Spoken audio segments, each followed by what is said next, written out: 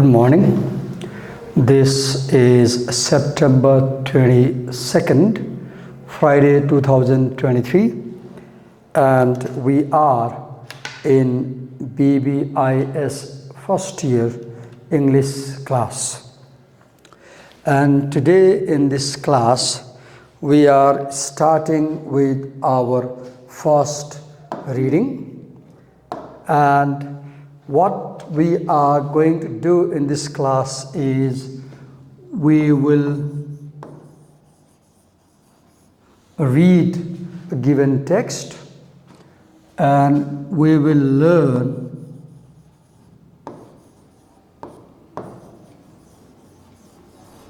how to read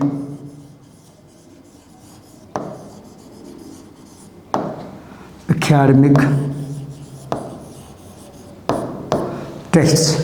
So we will read a text line by line and we will try to understand the meaning of the text that we read, and while we read we will also understand the process of reading an academic text. So whenever we get a piece of text to read, we should know that the text will be located in a situation, or the text will be situated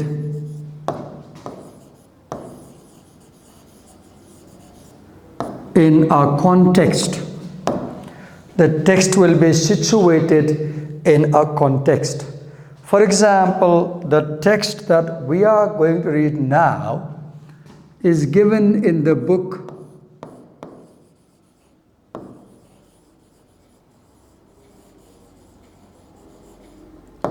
New Directions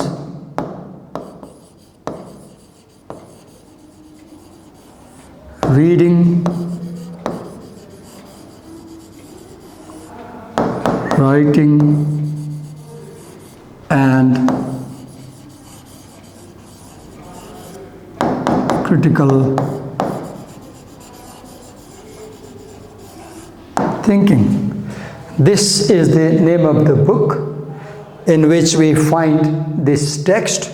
This book has been edited by Peter S. Gardner. I'm not sure about this spelling. So I said that every text has a context. It is located or situated in a context. And I said this text is in the book New Directions, Reading, Writing and Critical Thinking. Now, the first chapter of that book, New Directions, is titled Intercultural Communication. So this is the title of the chapter. And in this chapter, there are three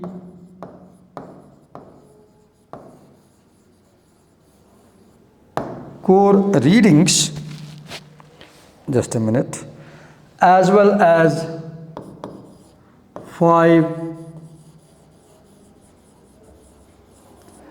additional readings. So the first thing that we do when we start reading is we try to understand the meaning of the chapter title. It says intercultural. Let's say we have Arabic culture, then we have American culture, then we have Russian culture, then we have Asian culture, we may have Buddhist culture, etc.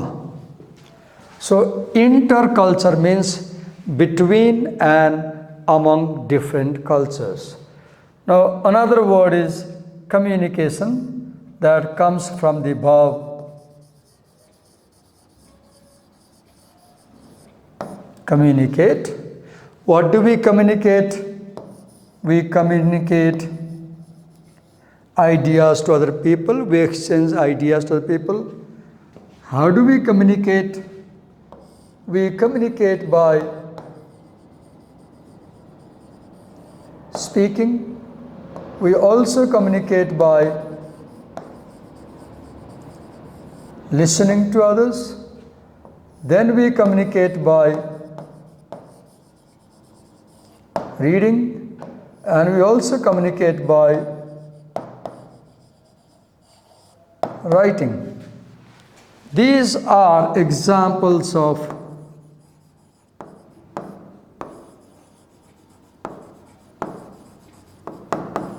verbal communication, but we also have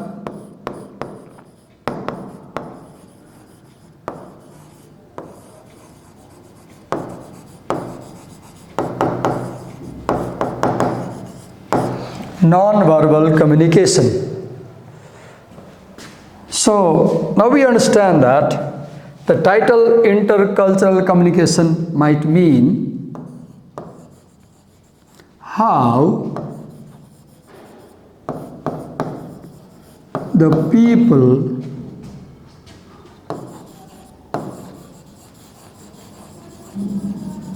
of different cultures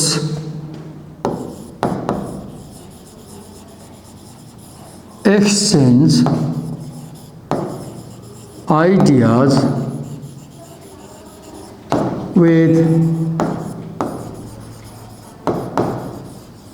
one another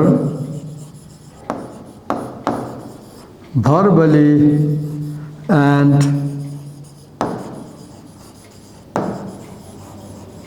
non-verbally. So this is probably the theme of the chapter.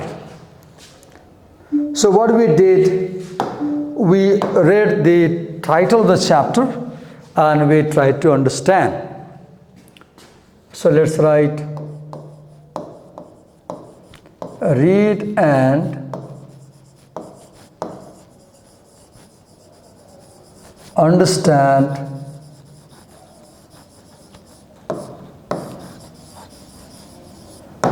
chapter title. The second thing we do is sometimes a chapter may have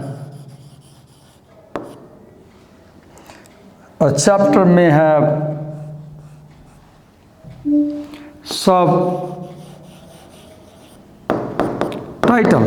as we have here, a writer's technique, main ideas and supporting details. If a chapter has a subtitle, we also need to carefully read and understand that. So what is that? A writer's technique. As I told you earlier, this book is about reading as well as writing. So you will see that every chapter, there are 5 chapters, and every chapter focuses on one technique of writing. The first is main ideas and supporting details. Main ideas, supporting details. I will explain this idea later on, but right now understand that writing stands on 2 pillars.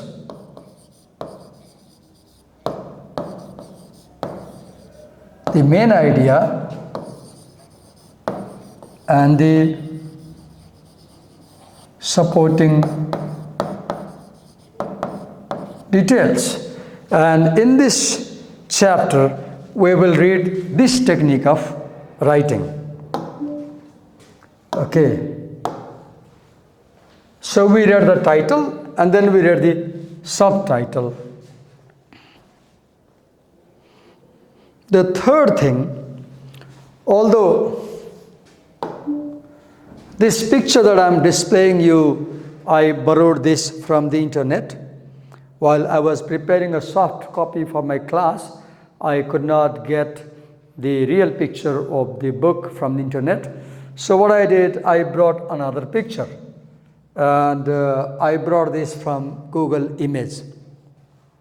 So what do you see here?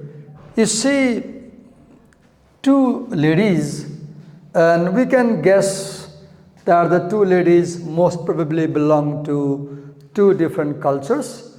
Well, how can we say? Because they are wearing different kind of dresses. This lady has a different accessory on the head, you can see, and the color of the dress, design is different. Even if you see racially, though we should not look at people racially, we can easily say that the two ladies belong to two different races. She looks like having African racial background, whereas she looks like having European racial background. And we can see both are smiling, and probably as they have the ID card, so it says speaker, so we can guess they are in some kind of international gathering or conference, and they are happily communicating. So the next thing is, if your text has a picture, pay careful attention to the picture and talk about the picture, write about the picture. If you are a teacher, ask your students to explain the picture, because this will lead you toward the theme of the text. Okay. Then below the picture, you will find brief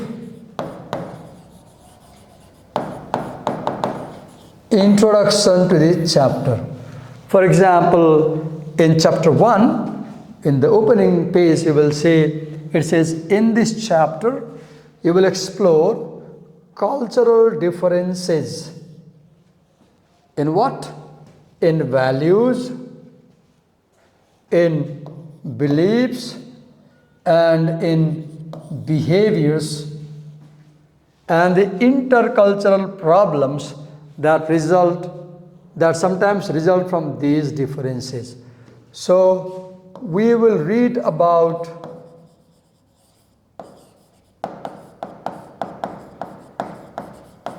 cultural differences, and then we'll read about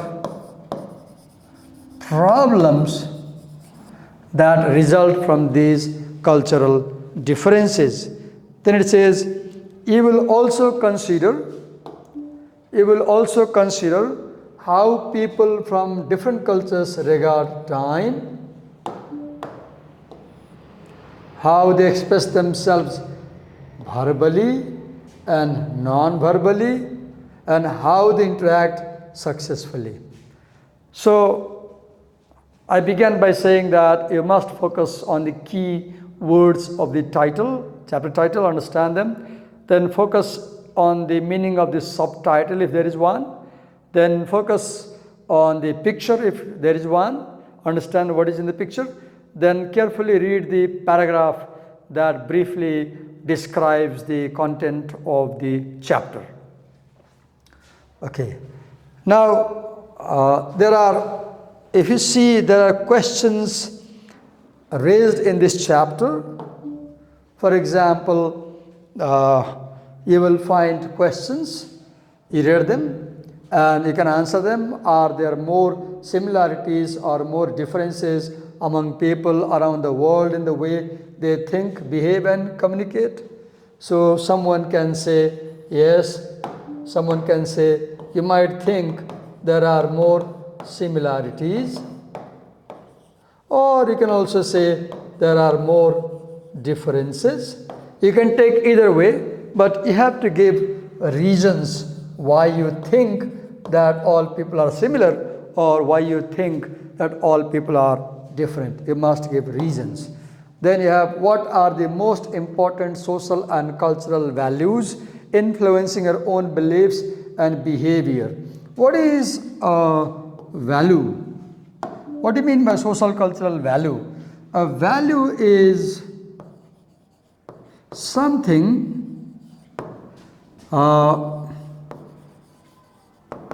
in which most people, most of the time, believe. For example, if I say we should be hardworking, then most people, most of the time will agree that we should be hardworking. That's a cultural value. Or we should respect teachers. Most people, most of the time will agree that's a value, right? So it says, what are the most important social and cultural values in your culture? Or that influence your belief and behavior. So if you are Nepali, then you can describe your cultural values, right? So I won't explain all questions. There are questions. You read them carefully and answer them in your journal. Then you have some brief quotations. These quotations are intended to initiate discussion in class. For example, look the first quotation. There never were in the world two opinions alike, no more than two hairs or two grains. The most universal quality is diversity. So this first quotation says that there is diversity in the world. No two people think alike, no two people eat similar food. There are differences. This is who said it? Montaigne. Now you can talk further about this quotation. You can supply examples to support, or you may disagree. Then you have a second quotation that says there is no longer division between what is foreign and what is domestic. The second quotation is just opposite to the first quotation. So it says that let's say India and Nepal, they share cultural values. There is nothing foreign, nothing domestic. For example, the world economy is everywhere. The world environment is a global issue. AIDS is a global crisis. Arms race is global crisis. Today's problems are global problems. Then third, all people are the same. It is only their habits that are different. Look, people are same, their habits are different. This is so true. I won't read all. You can read rest of them at home and you can write about them, talk about them. Okay, the core reading one. This is not in your course. It was in your course previously. So we will not pay attention to this thing.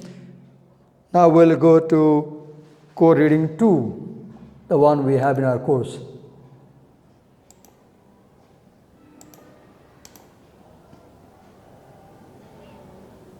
Okay. So we have second core reading that is in our course. Where do we stand? So when you read, when you start reading a text, first pay attention to the title very carefully. It says where. The key word in the title is where and stand. So where means location. It means space. Right? Now that means this text probably will talk about space, right? Stand, so I don't think it will talk about bedroom space, because normally we don't talk about standing in the bedroom, even not in the kitchen, even not in the living room. Most probably it will talk about a public space. So I guess this essay will be about how people use space while having public conversations. That's my guess. Okay. Now, in academic reading,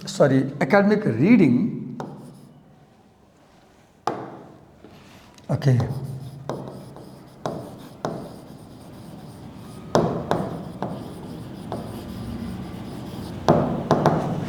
Academic reading has a process, right?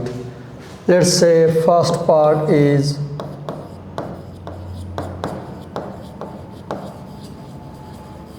pre-reading, second part is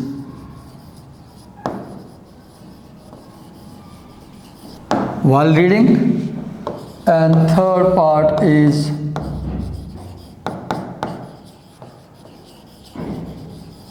post reading, right?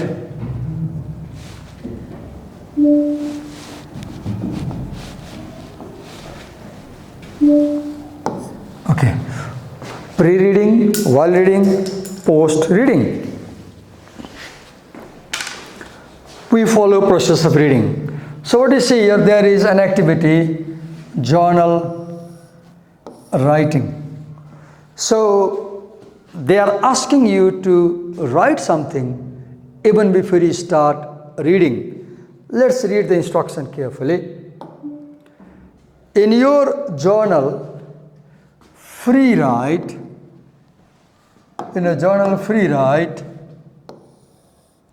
for 10 minutes on the topic of non-verbal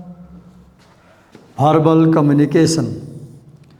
Don't worry about spelling, grammar, punctuation, or organization. Just write for 10 minutes without stopping about whatever comes to mind. And when you think of non-verbal communication, okay, fast free writing is also known as fast write exercise. Just as reading has three-part process, pre-reading, while reading, post-reading, writing also has three-part process, pre-writing, while writing, post-writing. So before we write, we need ideas to write about, right? So we have to generate ideas to write about something. There are many techniques to generate ideas in writing. One such technique is fast writing or free writing. Please understand that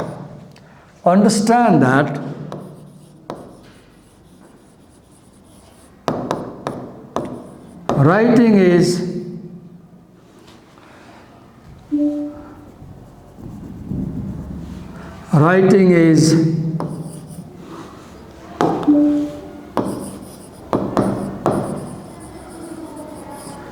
discovery of ideas. As you start writing, you start discovering your thoughts. You start discovering ideas that were lurking dormant inside your mind or imagination. People say writing is difficult, but see this exercise. What it says that write for 10 minutes. So you have a stopwatch and set timer for 10 minutes. Okay. Then you are given a topic, non-verbal communication. You may have some idea, you may not have some idea. You can Google, you can do a Bing search if you have no idea at all. Then it says in this exercise, don't worry about spelling and grammar, and punctuation. Don't worry about language correctness. The rule is that write for 10 minutes, and another rule is that as you start writing, you will not stop before 10 minutes. Another interesting thing is that you can write whatever comes to your mind when you think the word non-verbal communication. For your convenience, let me help you. When you say non-verbal communication, what ideas come? For example, facial expressions are non-verbal communication. Body language comprises non-verbal communication. The way people dress, that is non-verbal communication. Postures, the way you stand. Gestures.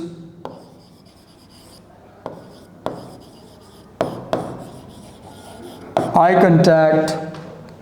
Even how people use space in public conversations. All these are some of the examples of non-verbal communication. I told you these things because I felt like you may not have some idea. Now what you can do, you can pause my video, take your journal and pen, set a timer, and for 10 minutes write non-stop on these topics: facial expressions, body language, dress, posture, gesture, eye contact, space in public conversation, as well as how people regard time. If no idea comes when your pen is on the paper, just write no idea comes in your copy and write why no idea comes. Or even if you can just keep squiggling until an idea comes and then write. But the rule is that once you start, you must not stop. So here we go. You saw this is pre-writing activity. So please, before you read the coming essay, do this exercise, pause my video, do the exercise, then come back. Then after finishing that exercise, you have a second point, previewing the topic. Previewing the topic. Before you actually read the topic, you think about the topic. Specialists in the field of communication. So that means the coming essay that we are going to read, that essay is about communication, how people exchange ideas and information. Look at 3 factors when trying to determine what people really mean when they are speaking. When someone says something,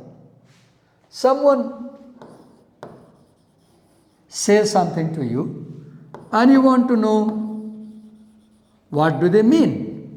So when you try to understand what people mean actually, one is you look for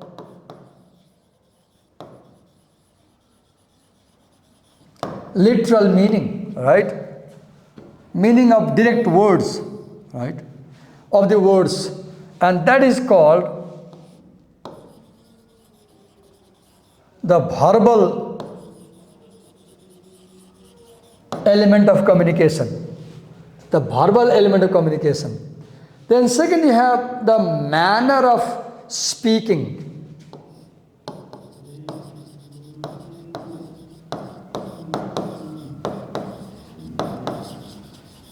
The manner of speaking. So what does it include?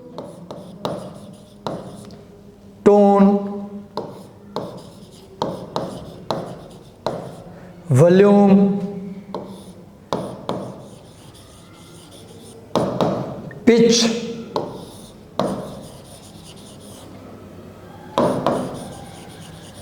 rhythm,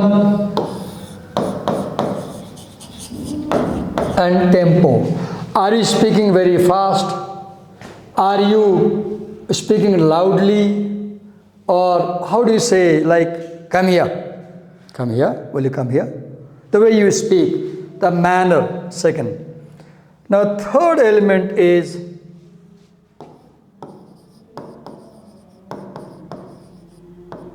speaker's body movement, right? In this third element, you pay attention to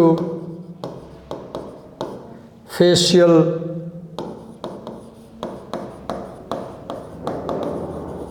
expressions. Then you also pay attention to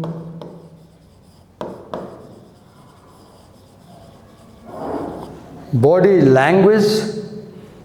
Okay. So this essay, the one we are going to read now, is more about the manner or non-verbal communication. I guess I have some pictures about facial expressions. Let me check if I can show you. Maybe I have.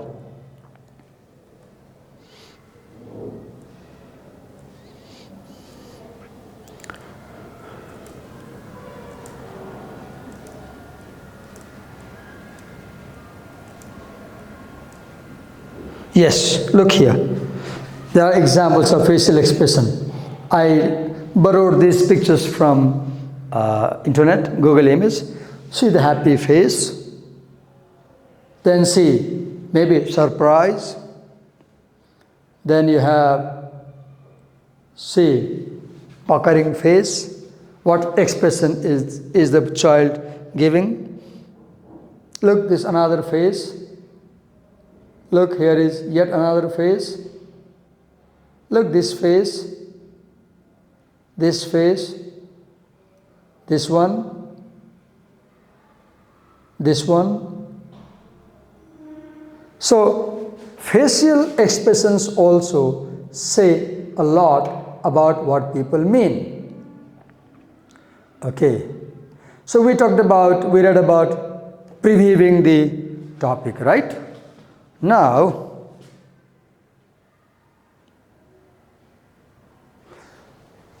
you have another exercise. Look, all these are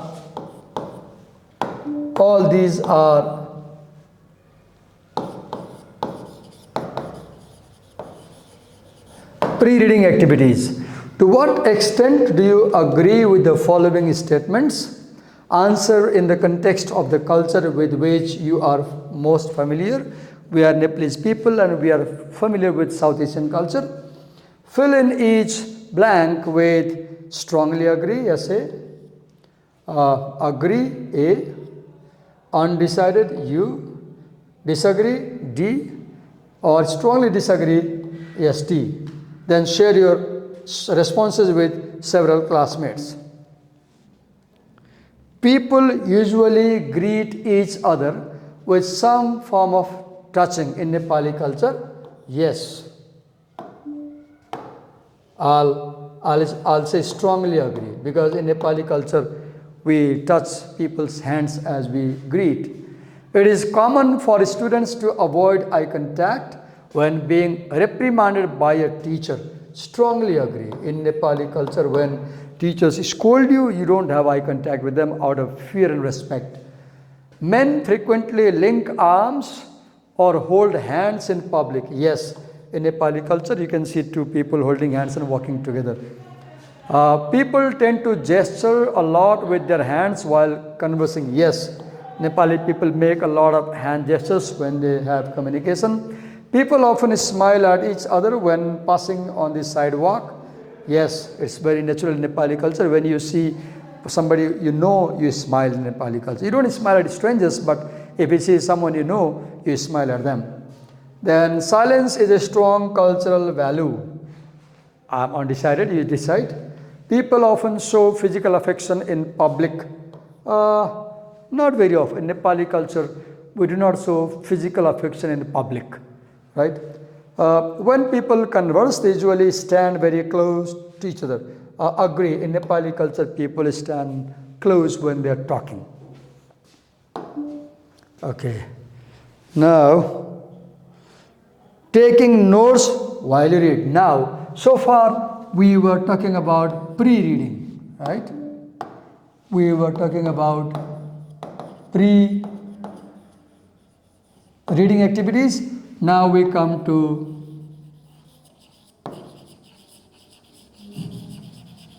while reading activities. Taking notes while you read. So the first activity you do is note taking.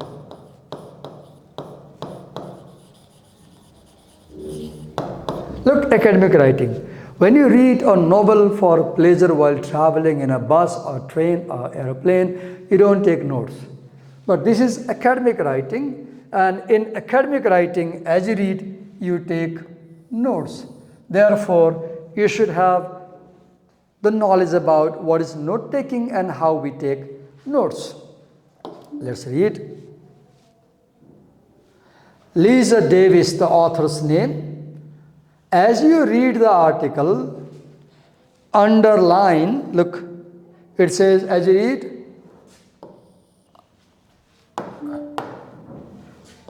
underline what you read or highlight something you like to. What to highlight? The passage describing the non-verbal behavior. Those paragraphs where you read about non-verbal behavior, you mark them, you highlight and underline them of various cultures. Then in the margin, you have margins on left and right side of the book. Next to each marked passage, indicate whether the behavior is commonly seen in your culture. If you see the behavior, you write seen. If not, you can say unseen or not seen.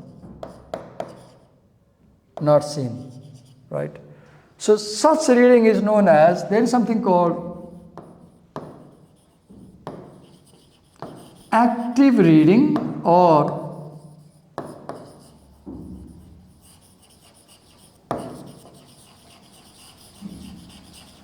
interactive reading.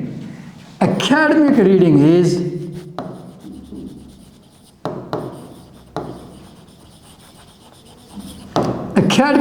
is for learning. So academic reading is active reading. What is active reading? As you read, you underline something, you highlight something, and you annotate. What is annotation? Look, I have annotated on the screen. I have written. Sometimes as you read books, in the margin, you might write something, your questions or confusions or points you make, right? Okay. So now we have the title, Where Do We Stand?